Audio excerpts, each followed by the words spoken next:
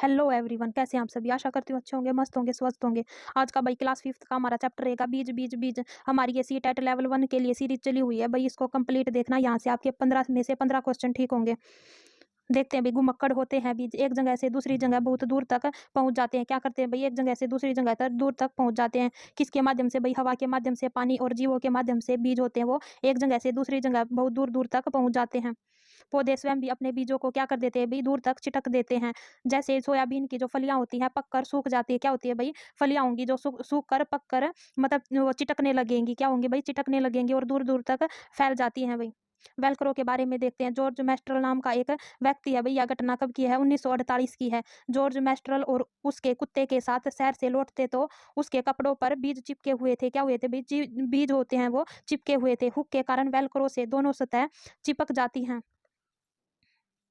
शिकारी पौधे के बारे में देखते हैं भी।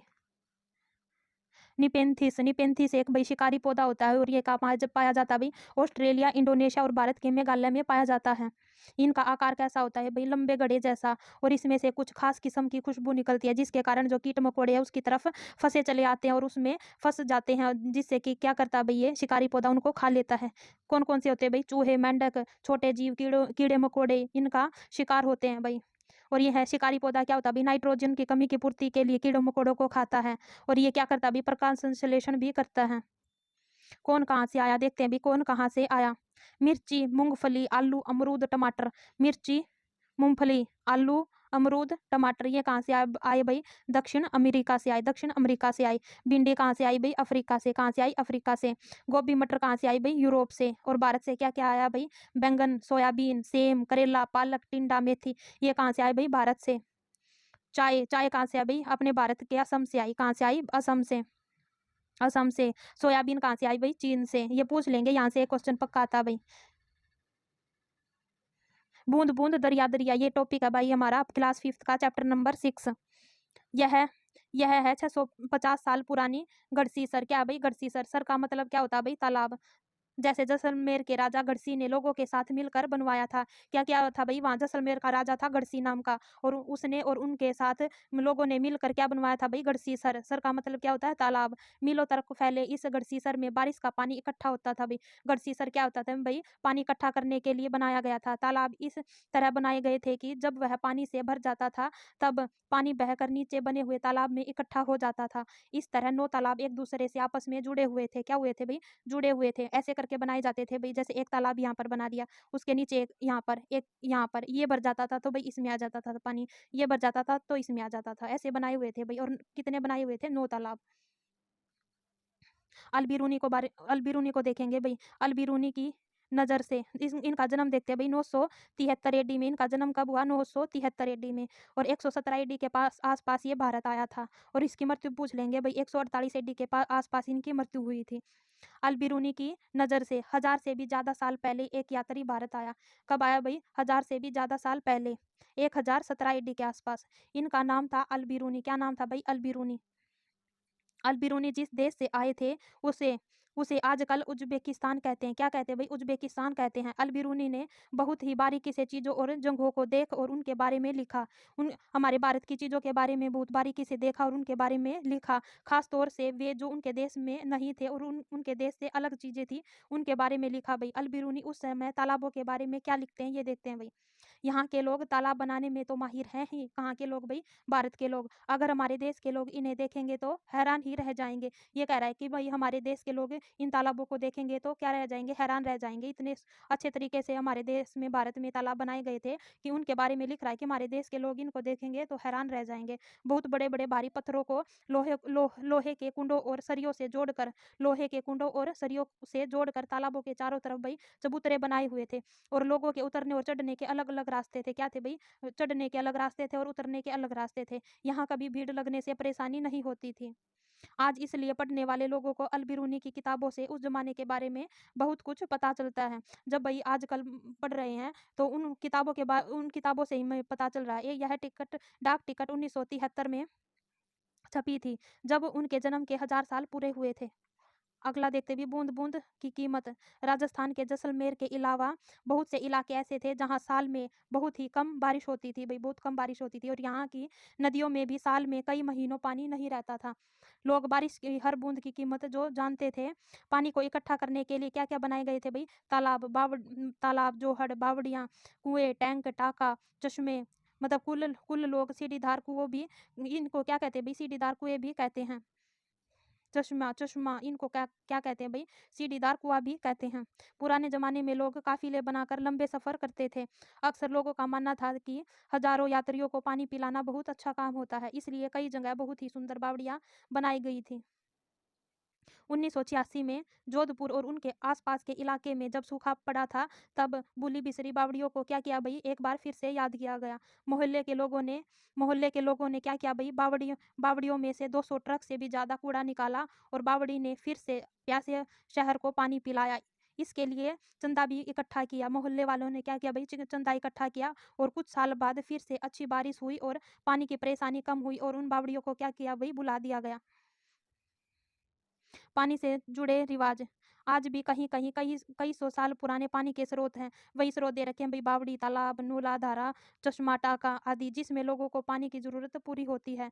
जिससे क्या होती है भी? लोगों को पानी की ज़रूरत पूरी होती है। उत्तराखंड के ये फ़ोटो देखो, पानी से जुड़े हैं कई रिवाज, त्योहार और जश्न। ये मतलब एनसीईआरटी की बुक में कुछ फ़ोटो दिखा रखे हैं भाई, उनके बारे में बताया गया है इसमें।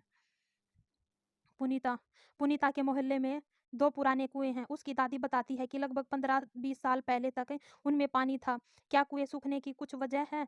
मतलब इन पर चर्चा कीजिए। कई मतलब पहले नंबर पर क्या की गई भई? ये चर्चा की गई है जिनके कारण कुएँ सूख गए हैं। कई जगह मोटर लगाकर पानी का मतलब ज़मीन का पानी निकाला जा रहा है। तालाब जिसमें बारिश का पानी इकट्ठा होता था, अब नहीं रहे। पेड़ों के आस-पास और पार्क में भी ज़मीन को सीमेंट से पक्का कर दिया गया, जिनके कारण क्या है भई? कुएँ सूख गए हैं। तरुण भारत संघ के बारे में देखते हैं। इनकी नींव रखी थी भई राजेंद्र सिंह ने। यहाँ से पक्का एक क्वेश्चन पूछते हैं भई। तरुण भारत संघ के बारे में पक्का पूछते हैं। ये पूछ लेंगे भई, राजेंद्र सिंह है जो इसकी मतलब तरुण भारत संघ की नींव किसने रखी? राजेंद्र सिंह ने रखी। वे पुराने तालाबों की मरम्मत भी करते थे और नए तालाब भी बनाते थे। चलो देखिए कि तरुण भारत संघ नाम की एक संस्था ने दड़की माई की मदद कैसे की? भई एक बूढ़ी औरत थी और ये तरुण भारत संघ ने इसकी मदद की थी। ये है दड़की माई, राजस्थान के अलवर जिले के एक गाँव में रहती है। कहाँ रहती है भई? अलवर जिले के गाँव में रहती है। यह इस गाँव के लोगों को जब गर्मियों में कुएँ भी सूख जाते तो गाँव छोड़ना पड़ता था भई। ये बोल रखा है कि गाँव के लोग ये सूखे के कारण क्या कर देते थे भई? अपने गाँव को छोड़ देते थे। दड़की माई ने पहल की और लोगों ने संस्था के साथ मिलकर तालाब बना लिया। क्या किया भई? तालाब बना लिया और जानवरों के चारे पानी की परेशानी कम हुई।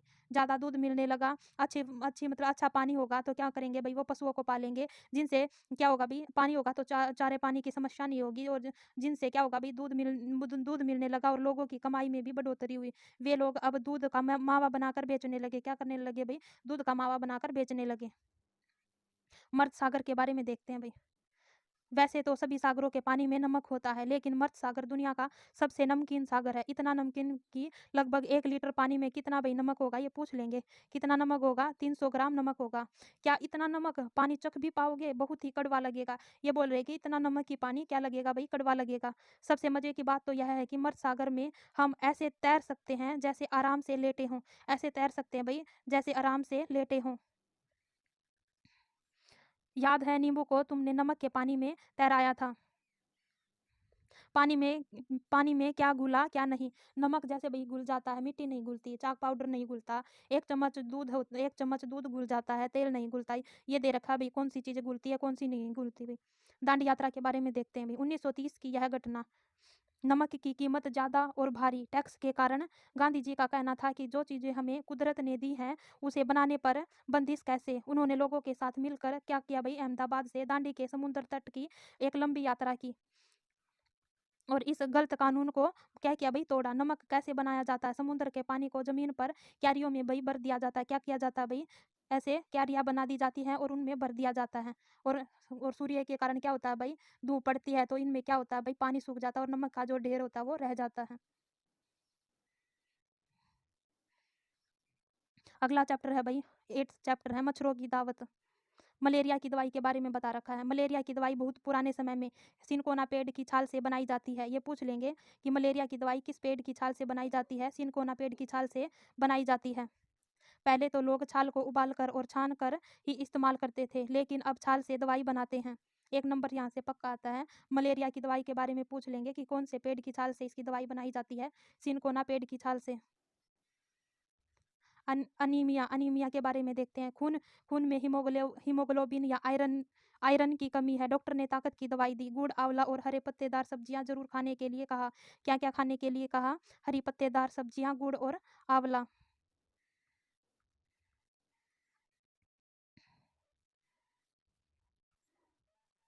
एनीमिक बच्चों को आयरन लोहे की दवाई दी जाती है। क्या दी जाती है भई? लोहे की दवाई दी जाती है।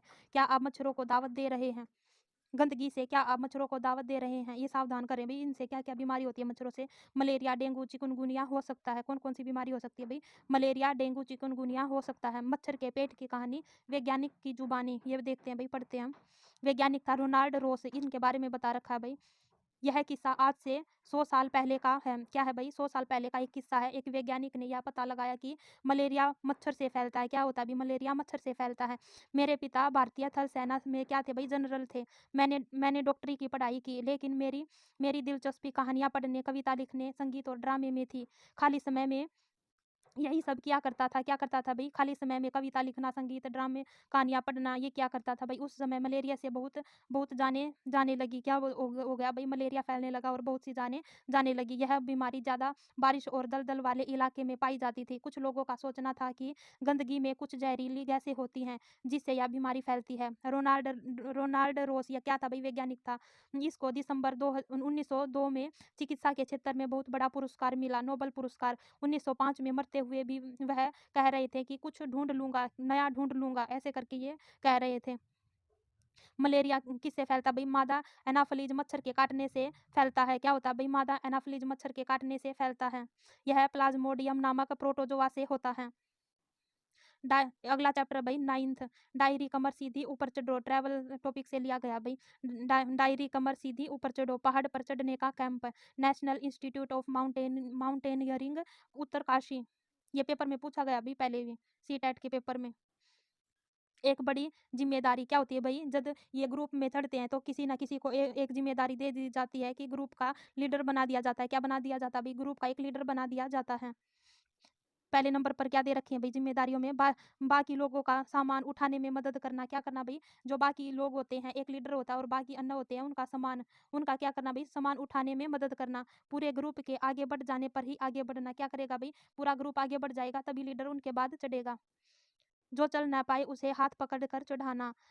रुकने के लिए जगह ढूँढना। क्या करना भई? रुकने के लिए जगह ढूँढना। साथी के बीमार पड़ने पर उसका ध्यान रखना। सबके खाने-पीने का इंतज़ाम करना। बड़ी बात तो यह थी कि ग्रुप के किसी भी सदस्य से ग ये गलती हो जाने पर भी हँसते हुए सज़ा भुगतने को तैयार रहना। गलती कोई और करेगा भई और सज़ा किसको मिलेगी? लीडर को मिलेगी। ये सारी की सारी भई एक लीडर की ज़िम्मेदारियाँ बता रखी हैं। खेल-खेल में ये बछेंद्री पाल थी भई, इन इसके बारे में बता रखा है। पहाड़ी इलाके में रहने वाली 12 वर्ष की एक पहाड़ी लड़की थी भई। स्कूल से पिकनिक के लिए गई थी। कहाँ गई भई? स्कूल से पिकनिक के लिए गई। वहाँ अपनी सहेलियों के साथ वह खेल ही खेल में लगभग 4000, क्या है भई? 4000 मीटर ऊँची चोटी पर चढ़ गई। वह क्या हो गई भई? 4000 मीटर ऊँची चोटी पर चढ़ तो गई पर उसको अंधेरे के कारण उसको उतरना नहीं आया। क्या नहीं आया भई? अंधेरा हो जाने के कारण वापस उतर नहीं पाई थी। लेकिन अंधेरा केवल घुप अंधेरा, ठंड और डर, पास में कुछ नहीं और बितानी थी पूरी रात। हाँ, गढ़वाल के नाकुरी गाँव में रहने वाली बिछेंद्री पाल के बचपन की एक घटना बता रखी है भई। वो एक लंबी ऊँची चोटी पर चढ़ तो गई लेकिन उसको वहाँ से उतरना नहीं आया। बड़े होकर नेहरू इंस्टीट्यूट ऑफ माउंटेनियरिंग से उन्होंने पहाड़ पर चढ़ने की क्या की भई? ट्रेनिंग ली। और उन्हें गाइड करने वाले कौन से भई? ब्रिगेडियर ज्ञान सिंह। कौन थे? ब्रिगेडियर ज्ञान सिंह। वे महिलाओं को पहाड़ों पर चढ़ने की ट्रेनिंग देने देने लगे। 1984 में बिछेंदरी को माउंट एवरेस्ट पर चढ़ने के लिए चुना गया। कब भई? 1984 में। एक धमाका, 18 लोगों की उस टीम में 7 महिलाएं थीं। चढ़ाई के दौरान 15 मई की रात को टीम जब लगभग 7300 मीटर की ऊंचाई पर पहुंची तो बेहद थकी हुई थी और एक एक भयंकर बर्फ का तूफान था। टीम के और लोग नीचे बेस कैंप में लौट गए। क्या हो गए भई? जब भयंकर बर्फ का तूफान आया तो टीम के और लोग नीचे बेस कैंप में लौट गए, लेकिन बिछेंद्री पाल जैसे तैसे फिर ऊपर की तरफ चढ़ी। बिछेंद्री ने 23 मई 1984 को दिन में 1:07 पर 7900 मीटर ऊंची चोटी माउंट एवरेस्ट नेपाली नाम सागरमाथा पर कदम रखा। उन्होंने वहां माथा टेका, तिरंगा गाड़ा और कई फोटो भी खींची। करीब 43 मिनट वह दुनिया की सबसे ऊंची चोटी पर रही। उनके साथ ही बिछेंद्री पाल भारत की पहली व संसार की 5वीं ऐसी महिला बन गई जिन्होंने एवरेस्ट पर कदम रखा है। ये बिछेंद्री पाल के बारे में बताया गया भाई पूरा का पूरा इसमें। तो भाई आज का हमारा टॉपिक यही खत्म होता है। Thank you.